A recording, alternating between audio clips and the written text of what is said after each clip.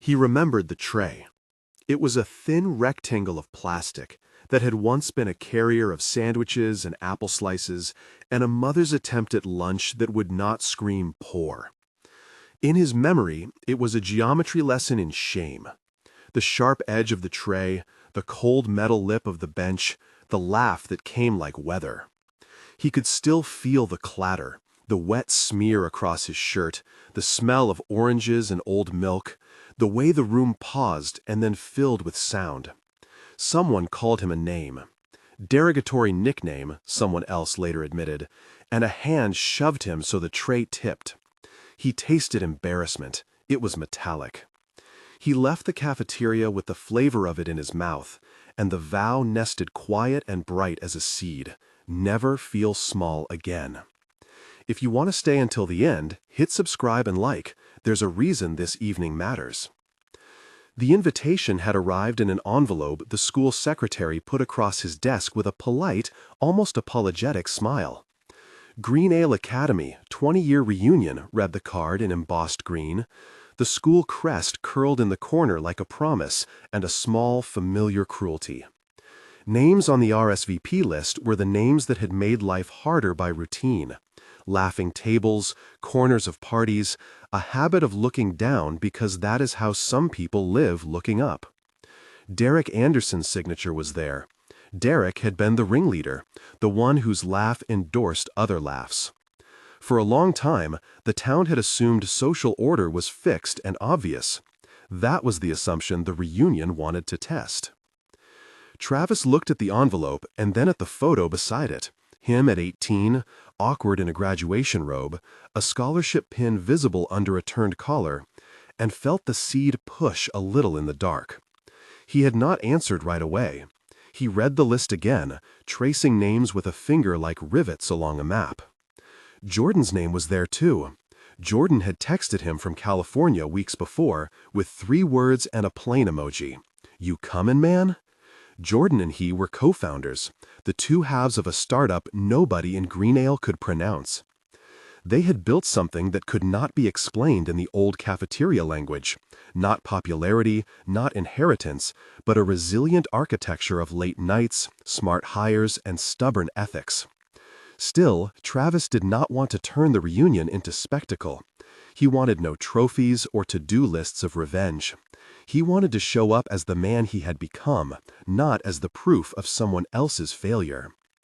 When the helicopter appeared over the river, and then, impossibly, over the manicured trees of the country club, it was a thin black whisper of rotors. The sound was at first just a pressure change, the way thunder rearranges air before it announces itself. It swelled like a band's opening note. For a moment, people thought it might be the mayor's guest or a corporate sponsor, the kinds of gestures that buy goodwill and silence complaints. Then the black-bellied shadow touched down on the helipad behind the clubhouse, and the hush that ran along the terrace was as tangible as the humidity in the October air.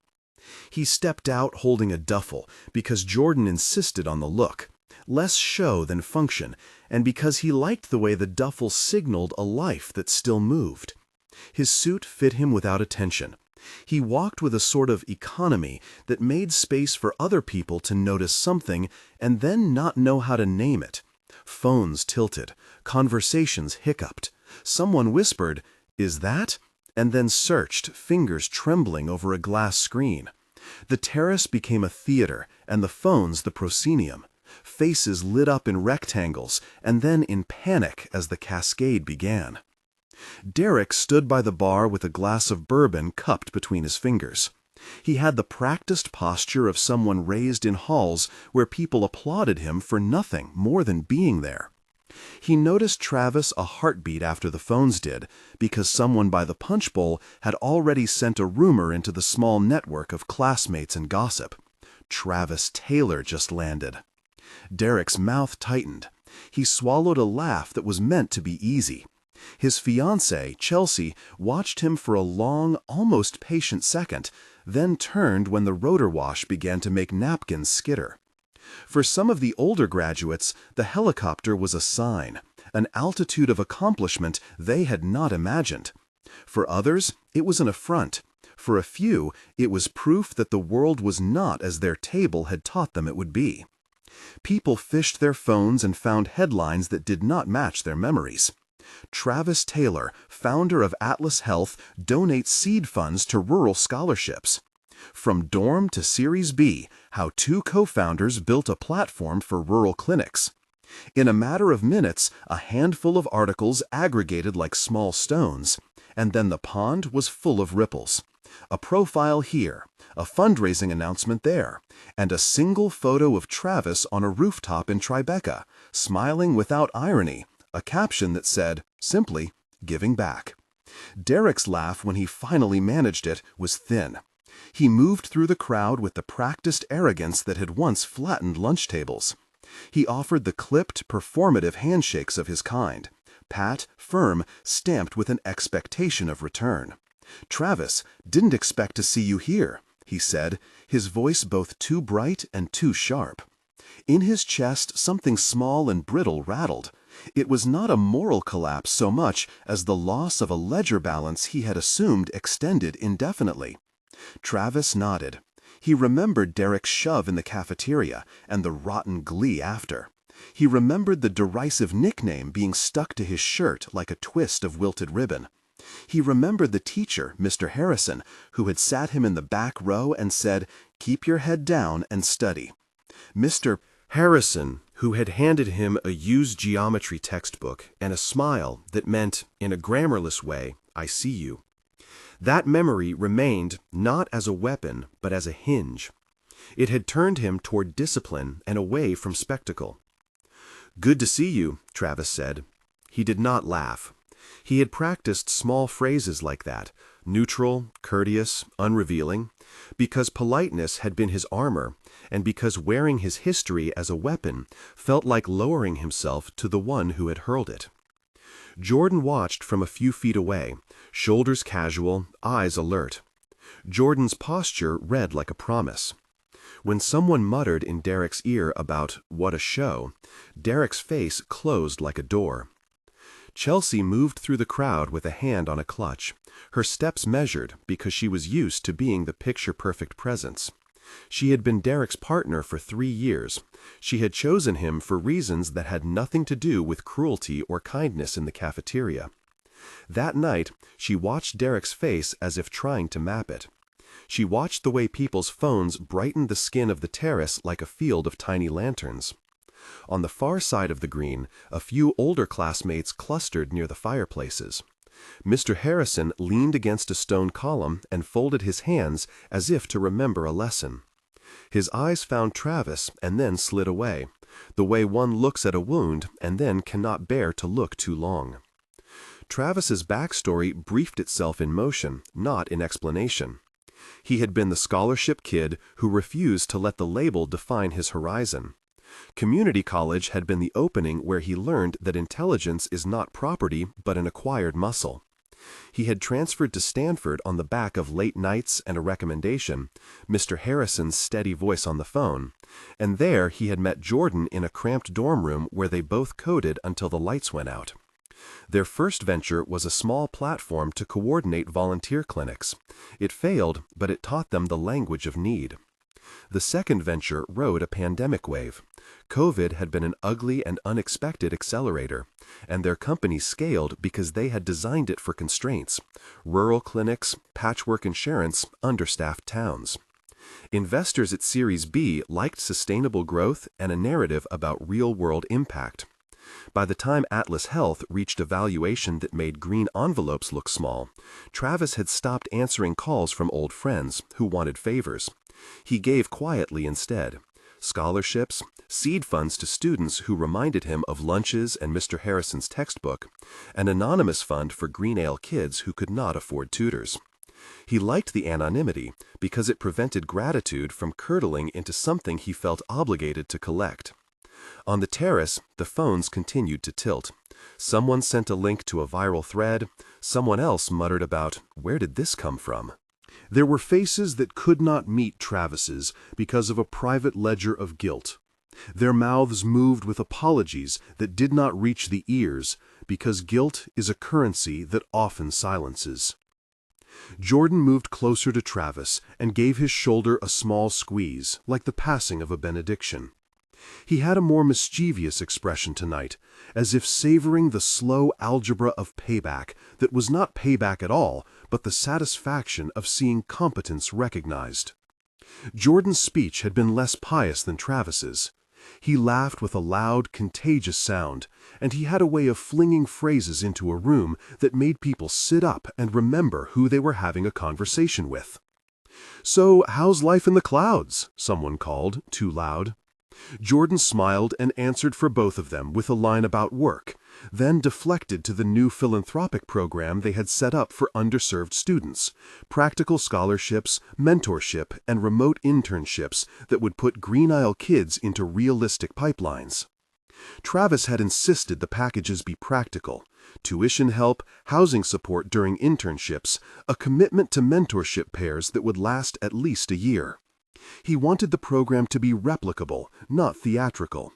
He wanted to see the faces of kids at a community college who might otherwise quit because they could not afford a bus pass. Chelsea watched those exchanges with a kind of recalibrating attention. She heard Jordan speak and then saw Travis listening in a manner that was not hunger and not performance. She found herself thinking of the life she had imagined, a picture that had always been neat and framed, and which now seemed perhaps less certain. In the small physics of a marriage, stock market valuations and helicopter landings were only one component. Trust and mutual recognition were another. She felt a shift like a door being opened, and then an honest gust that showed dust on a shelf. She turned her face away, which was a small, significant motion, the beginning of an internal inventory. Mr. Harrison had noticed the same tiny things. He had the faculty of watching details and counting them as moral ledgers in his own quiet way. He had taught Travis geometry, the language of proofs, and in the way he clasped his hands against the stone column, he looked as if he was making a proof in his own throat. He had watched that cafeteria shove, and then watched the man who had been shoved grow without conspicuously. He wanted to say something, an old teacher's impulse to correct the story, but understood that correction can arrive in many forms other than words. Later, when people would ask how he felt, he would smile and say he was proud. Tonight, he did not speak. He watched the rotors cool and the phones glow. The social media cascade that followed the landing was not instantaneous, but it was inevitable. A video of the helicopter touchdown was uploaded, shapy and brief, then shared. The clip of Travis stepping down in a plain suit went viral in the low-velocity way small towns go viral, shared by alumni and exasperated locals, by relatives and journalists seeking human detail.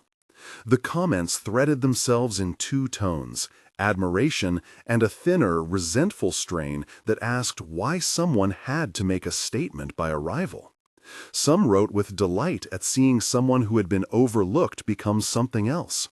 Others felt a personal slight and used their language to amplify it.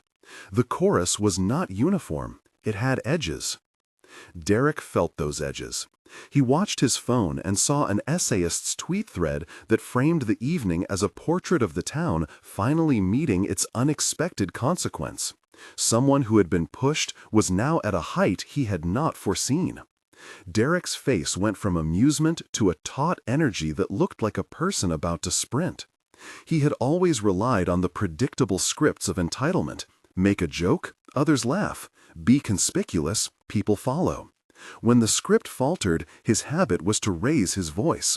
When that did not work, he tried to regain control by cutting sharper.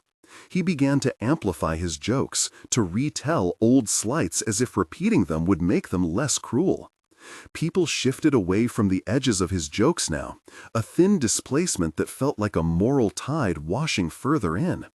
Travis moved through the crowd with a composure that had been carved by private labor. He greeted folks with a nod, accepted compliments with small, practical replies. "Thanks," he said when someone offered a praise that smelled like astonishment. "We did our best." He used the plural because he meant Jordan, his team, and a long list of mentors, including Mr. Harrison. He kept his eyes open for the students he'd promised to help, if any of them were present, and for that reason his gaze was not searching for applause. When someone attempted to raise a toast that would hook on his name like bait, he offered a quiet "thank you" and then tilted his drink up to the general air, refusing performance. Around 10 o'clock, when the string lights around the terrace made the air look like a measured constellation, the reunion organizer, an affable man who had aged into a kind of easy redundancy with the job, raised a glass and called for attention. The sound of cutlery lowered, like a tide withdrawing. People moved with the sort of synchrony that passes for civility at gatherings where histories are thick. It was time for the speeches, small, ceremonial, a ritual that made the evening a continuation of the grammar they had all been taught. Derek took the microphone first, his hand comfortable with it as if it were an extension of the kind of authority he had always taken for granted. He told a few jokes that landed like well-polished stones. He made a clumsy public reach for the evening's narrative, ending on a laugh that had just enough edge to make some faces stiffen. He looked toward Travis as if inviting the past to become a punchline. The terrace rebalanced itself around his center of gravity, and for a minute he was the fulcrum again. But the fulcrum had shifted. People's attention no longer hinged as predictably. When it was Travis's turn, when the organizers hand motioned him forward and a small murmur ran like a current across the crowd, he took the microphone with the precaution of someone handling a fragile instrument. He could have used the platform for retribution. Any audience loves a reveal. He could have iced Derek in public and watched the high school ledger be settled like old debts paid in coin.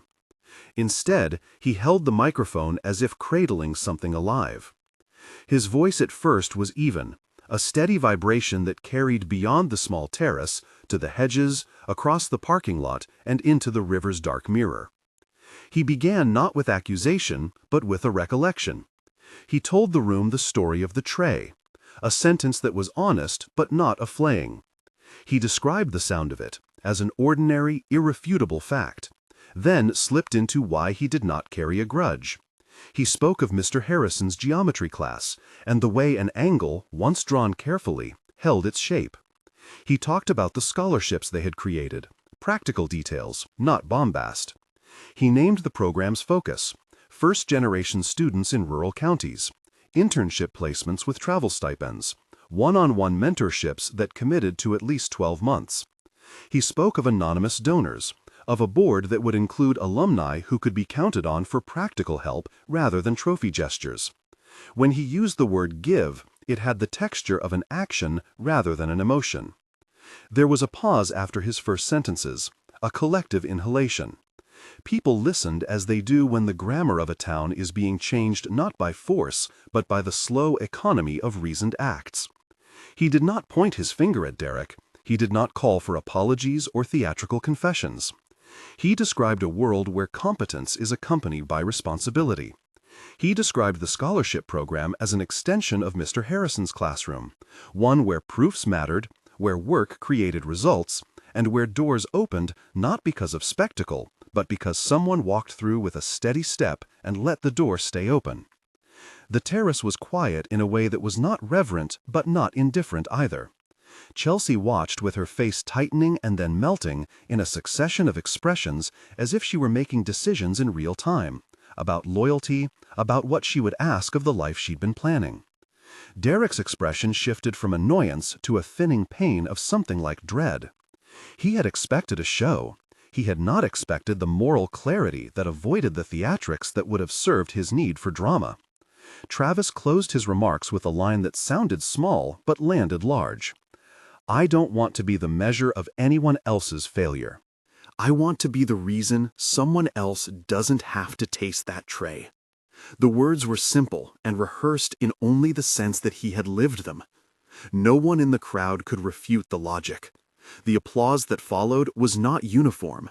It rose in pockets at first, then together, like waves finding a rhythm. Derek's mouth opened as if he were about to speak, to protest, to reclaim. He moved toward the center again, but a hand from Chelsea took his elbow and she turned away. In that small motion, there was a public recalculation. Derek's attempt to reclaim the narrative stalled because the story had shifted its gravity. It was no longer about humiliation as spectacle, but about responsibility enacted. His jokes did not land. His voice thinned under the weight of people who had remembered the cafeteria and then decided they wanted better. Outside the soft circle of the terrace, the internet moved with the speed of modern judgment. Clips of Travis's speech were shared and reshared. Comments threaded into something like collective reflection. People tagging old classmates, thanking the scholarship mention, naming Mr. Harrison in memories. A few voices tried to turn the narrative into a pile-on against Derek. Others pushed back, uncomfortable with the idea of public ruin. The chorus was messy and, like all messy things, honest.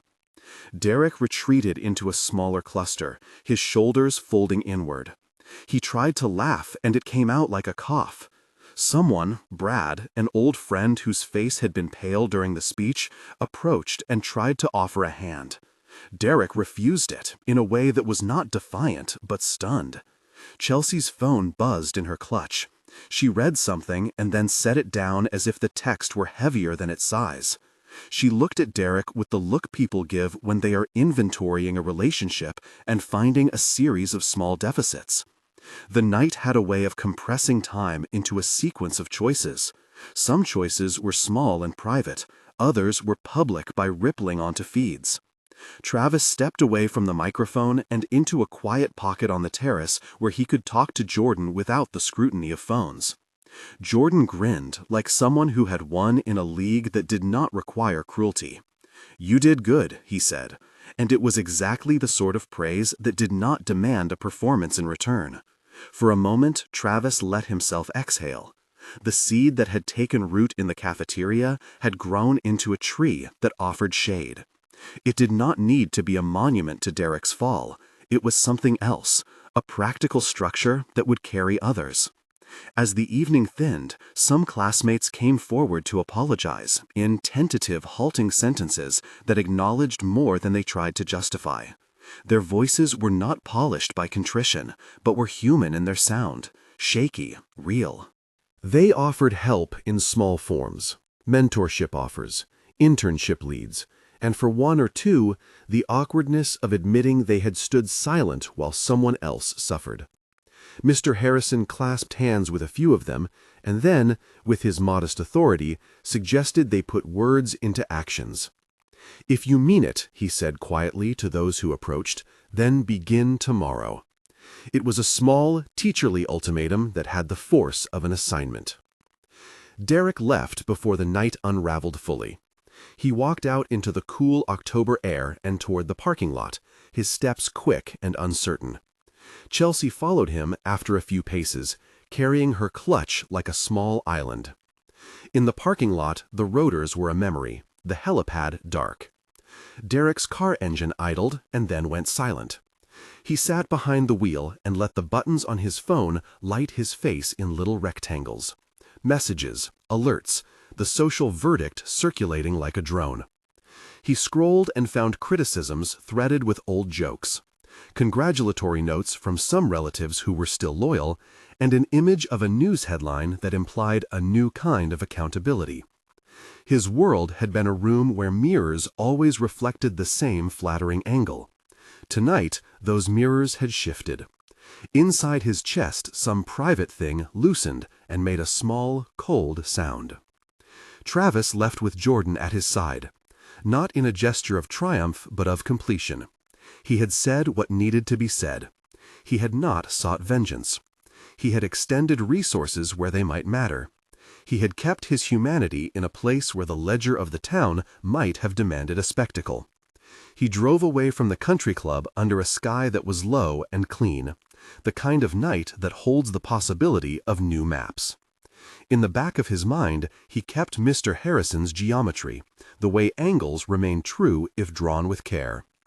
There would be consequences, legal, social, personal, for many of the players in the nights and weeks to come. Chelsea went home and sat with the noise on her phone and then made a decision that felt like a hinge. Derek faced calls from his job and a board that suddenly weighed public perception as part of fiduciary duty. The Alumni Association met and planned outreach. And in a small office in the city, a scholarship committee read the first round of applications from Greenell kids who did not yet know where the help had come from. The helicopter's rotors had been a symbol, but it was not simply an image of arrival.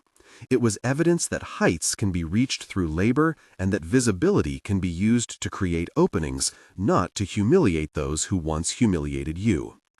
Travis's choice had been not to return measured for measure, but to offer what he had in a format that multiplied dignity. In that choice, there was a quiet moral clarity not designed for applause but for utility. As the town woke the next day, headlines ran and phones buzzed. Some people cheered, others argued. Some tried to reduce everything to a caricature. But in other rooms, community college cafeterias, a tutor's cramped desk, the corner office of a local nonprofit, people read the outline of a practical promise and felt its possibility. For those who had learned to carry shame like a garment, the idea that someone would repay not by spectacle, but by creating routes out, felt like the beginning of permission to hope. Travis called Mr. Harrison the following morning. The teacher answered on the second ring, his voice rough with sleep and then brightening into a steadiness that had always marked him. "You did good," Mr. Harrison said simply. The words needed no elaboration.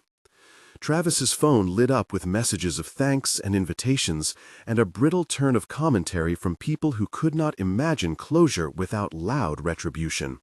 He let most of them go unanswered. He had work to do. Drafting scholarship criteria, creating mentorship pairings, ensuring that the money would reach students who otherwise would be filtered out by bureaucracy. He also returned a message he had been carrying for years, a text to Jordan that read, in 4 words, "Keep the promise, always." In Greenell, Derek counted calls and texts and then sat across from a lawyer who explained that public consequences had moved beyond social sniping into reputational consequence. He had to reckon with what it meant to have the past, once a prop, become a presence. For Derek, the evening was not only embarrassment, but a fissure in identity. He had built a life on certain expectations. Those expectations were now being recalculated. The first wave of apologies arrived in the slow language of adulthood. Emails marked regret, texts that omitted old jokes, offers to help that were practical rather than performative. A few were accompanied by gestures, introductions for internships, personal mentorship offers from alumni who had access to resources. It was not forgiveness, and it was not theatrical contrition. It was the mechanics of reparation that required time and follow-through. Travis did not plan press conferences. He organized a selection committee that included Mr. Harrison and a representative from the county community college. Applications came in, modest and ordinary. They read like lives in progress. A girl named Amaya wrote about being the first in her family to consider college and needing a bus pass to make it to class. A boy named Marcus wrote about taking night shifts and attending tutoring when he could. He had the quiet determination that made him one of the people Travis wanted to find. The program's first cohort was small, but designed to be replicable. Housing stipends, travel funds, and mentors matched by field interest. Travis insisted on measuring outcomes and on telling donors the truth when things did not work as planned. He wanted patience and accountability to be part of the design. News cycles moved on, as they do. But in 1,000 small ways, the town changed. The lunchroom did not become a utopia overnight. Habits do not dissolve in a line of prose.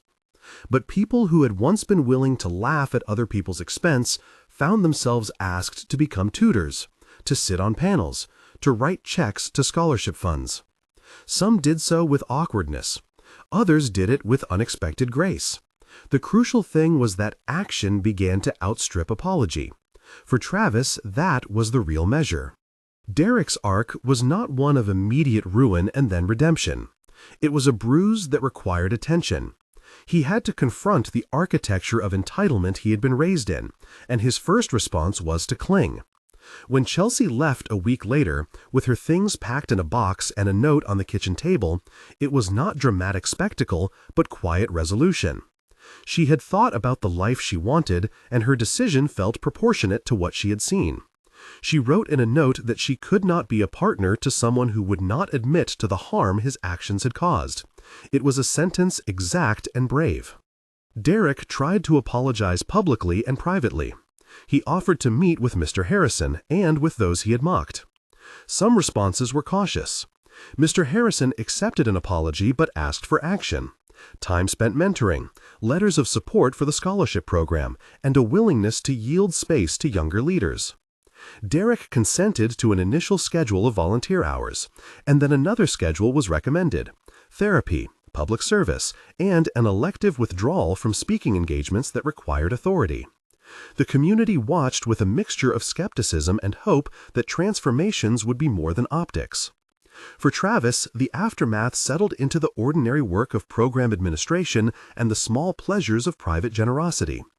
He would fly to Green Isle sometimes, not in show, but as part of the logistics of a scholarship interview. He would sit in the community college's quiet classrooms and hear student stories.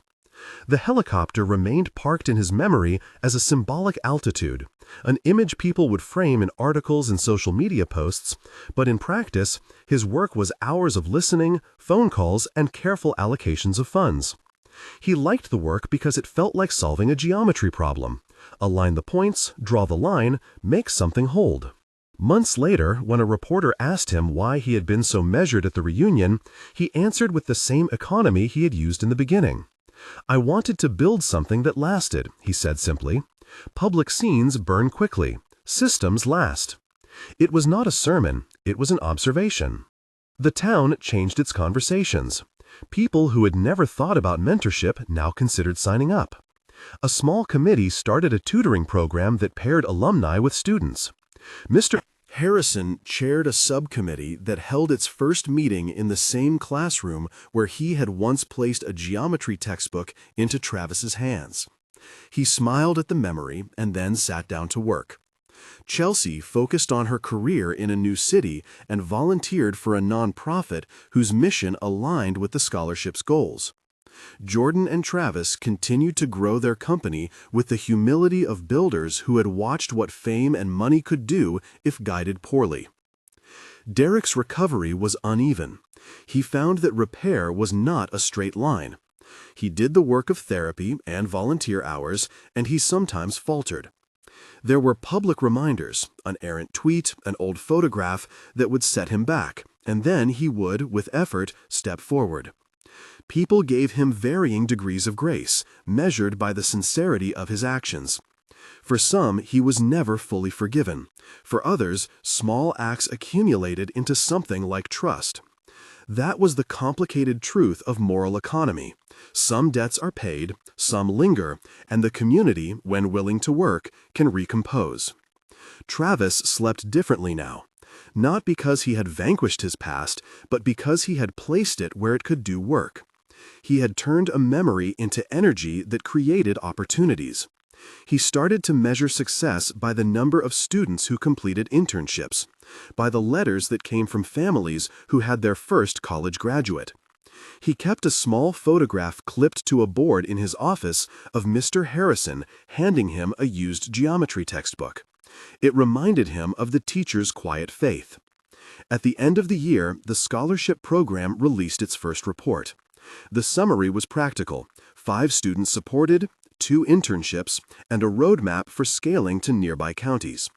The report did not make headlines the way the helicopter had. It did not need to. It made lives incrementally better in a way that matched the manner of its maker. In the quieter arithmetic of life, that mattered more. The town would remember the helicopter as an image, and the reunion as a hinge moment. People would tell versions of the story that emphasized different things. Some the triumph, some the fall, others the way a teacher's small kindness reverberated generations later. But for those who had been in the room, the memory would be textured. The rotors hum, the phone screens glow, the taste of orange in a lunch gone wrong, and a man choosing to turn his hurt into something that carried others upward. Travis's hands brushed the edge of the scholarship envelopes the way a gardener might touch seedlings. Careful, hopeful, practical. He had wanted all along not to be defined by what happened to him, but by what he did with what happened to him. The reunion had given him a stage he had not asked for, and an audience he could either punish or teach. He chose the latter. Derek learned, slowly, that reputations do not reform overnight. He learned to listen and to make small, consistent reparations. He found that humility was not an instantaneous conversion, but a laborious habit. He had been built by a town that favored him. Now he had to be rebuilt by the town and by himself in ways that demanded honest, sustained work. Months later, on a morning when the river fog lay low and the town was starting to stir, a letter arrived at Greenale Academy from an unknown donor. It contained a check earmarked for upgrading the school's counseling services and for creating a mentorship program that would pair students with alumni in a supervised way. The envelope did not bear a name, but included a short note, "For the students who deserve a chance." Mr. Harrison read it and then looked up, and for a long time he did not speak. He was a teacher who had watched a boy grow into a man, and who had, in the end, seen what a small act of confidence could seed. Travis continued his work quietly. He did not seek headlines. He preferred the mathematics of outcomes. Sometimes, on a flight between cities, he would look down and think of the dinner trays and the geometry texts, and the way an old wound had been transmuted into a route for others. His life, he felt, had finally settled into something like the honor he had wanted as a boy. Not vindication, but usefulness. When asked to reflect on his presence at the reunion and the choice to donate anonymously, he said with the kind of modesty that had become trademarked in his life, "I'm trying to pay attention to small things. Small things keep people from falling through cracks." The sentence was simple, and, in its quiet, it carried a moral weight that no public humiliation could match. For Greenale, the evening remained a reference point for years to come, not because of spectacle, but because it changed how the town imagined its obligations to each other. It was a ripple that pushed people to act. The image of a helicopter landing would remain, but what lived longer was the work that followed. And years later, at a small ceremony in the community college where one of the scholarship graduates stood to deliver a short speech, Mr. Harrison found his eyes searching the crowd for a familiar face. He saw Travis in the back, hair threaded with a little silver now, standing with Jordan and clapping with the kind of warmth that does not demand reflection. Derek was there too, present, quieter, clapping with a measured hand. It was not a full restoration, but it was a sequence of acts that had shifted a town's grammar of compassion. The lunchroom tray would never stop being part of Travis's story, but it no longer had the power to make him small. It had become instead a memory that propelled him forward, a reason to build ladders rather than dig pits. He had arrived by helicopter, yes, a fact that would make for easy headlines and viral clips. But he had arrived with the intention not to boast, but to open a way for others to climb, step by steady step. That, in the end, was the true measure. The applause folded into the warm chatter of the hall, and people leaned toward one another as if to keep the moment intact. Faces glowed under the soft lights, teachers who had stayed through decades, parents whose children had once been the boys at the center of town rumor, students who had arrived too late to remember the original scandal, but who now knew its aftershocks through the programs it birthed. Mr. Harrison lingered near the back, palms folded, a faint smile like a bookmark on his face. He had learned to let the present hold its own meaning without needing to redraw the past. After the ceremony, a small group drifted toward the foyer where photographs of former graduates hung in walnut frames. Jordan found Travis first and drew him into a quick, easy hug. Derek, standing a little off to one side, watched them and then crossed over with the deliberate slowness of a man who had learned to measure his approach against the needs of others. He reached out and offered his hand to Mr. Harrison. The principal took it, and the fingers stayed linked for a beat long enough to be proof of something larger than words. "You did good here," Derek said, voice rougher than it had been in earlier years. There was humility in it that carried no showmanship, only acknowledgement. Mr. Harrison squeezed his hand once. "We did good," Mr. Harrison corrected. "All of us." Travis listened. The wind from the street pushed in a scent of late summer. Pavement warmed, cut grass from nearby fields, and for a moment the town felt less like a collection of people and more like an organism that had bruises and scars but who kept tending itself. He remembered the sharpness of those first days, the bitterness that had filled him, the way people had turned away. It had been tempting to let anger determine the story. Instead, the life he had chosen had required patience, and the patient work had paid out in small dividends of trust. Over the following months, the mentorship program filled with applications. Alumni who had once kept their distance began to attend lunches and on-campus evenings, drawn by the simplicity of being asked to listen and to show up. The counseling office, with its new funding, became a place not of crisis only, but of steady support. A room of chairs where students could learn how to carry themselves through trouble without hiding it. One young woman, a scholarship recipient who had grown up 2 neighborhoods over, confided to Travis that the program had been the hinge by which she decided to study medicine. Another boy, who had once cut class to avoid lunchroom taunts, now volunteered to coach the middle school math team. Derek kept his place in the slower work of repair. He spoke at faculty meetings about restorative practices and sat in on training sessions with counselors, sometimes listening more than speaking. When old students came back with questions, some gentle, some still raw, he answered with a steadiness that came from a man who had been forced to unlearn entitlement. It was not perfection. At times his remorse flared into self-recrimination. At others, he found in the patience of the community a scaffold on which to rebuild. Mr. Harrison, nearing retirement, took to walking the campus paths in the early light. He would pass the bench where he had once eaten a hasty sandwich with a young Travis, and he would touch the engraved plaque there with a finger as if to reassure himself that memory and action could be in conversation. He thought often about the smallness that becomes greatness if tended. A handshake, a check left without a name, a teacher who stayed. At a new scholarship ceremony the following spring, the young woman who had chosen medicine stood at the podium. She spoke not of outrage or redemption, but of the people who had made it possible.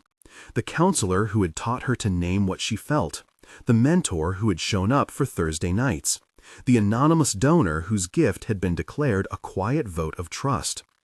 "They saw me as something I couldn't yet see," she said, voice steady. "They built a ladder and handed me the first rung." Travis, in the audience, watched the crowd and felt a calibrated joy. The work of years condensed into a handful of lives turned toward flourishing. He thought of the lunch tray and the geometry texts and the man who had chosen to fly a helicopter into a small town. All of it was odd, disproportionate to the quiet needs they met, the public spectacle that had become a private instrument for care. He had, in the end, not wanted to be a symbol, but a channel. The town, for its part, began to speak differently about obligations. Conversations at council meetings and in grocery aisles softened. People named responsibility more often than blame. New teachers arrived with eyes for the long arc of influence. Former students returned not to claim victory, but to offer time. Old grudges did not vanish, but they were accompanied now by a protocol of repair and a cultural patience that made the work possible.